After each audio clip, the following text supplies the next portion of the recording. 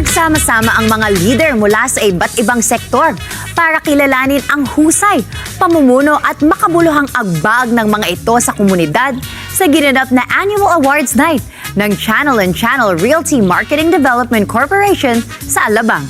Narito ang aking report.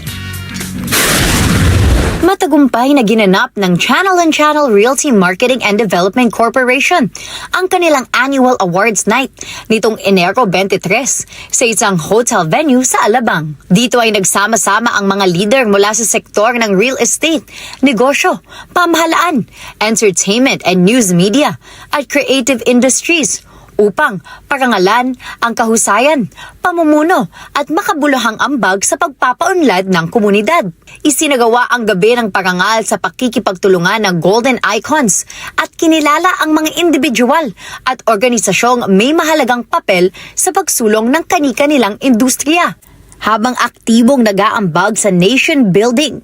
Binigyan diin ng okasyon ang paninindigan ng Channel & Channel Realty na itaguyod ang pamumunong may layunin, integridad at malasakit sa kapwa.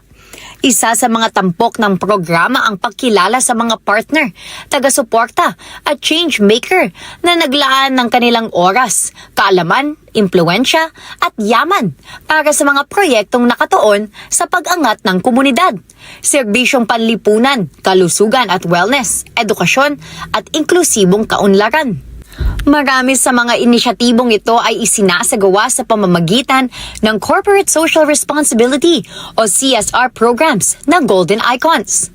Kabilang sa mga pinarangalan ng mga media personalities at TV hosts mula sa Net25 na responsable at makabuluhang ginamit ang kanilang mga plataporma upang magbigay inspirasyon ng positibong pagbabago, isulong ang mga makataong adikhain at hikayatin ang aktibong pakikilahok ng mamamayan. Partikular na itinampok sina Diana Meneses ang inyo pong lingkod na kinilala sa impluensya bilang mga TV host at news anchor ng Net25 at ang mahalagang papel sa pagpapalaganap ng makabuluhan at may positibong mensahe sa telebisyon.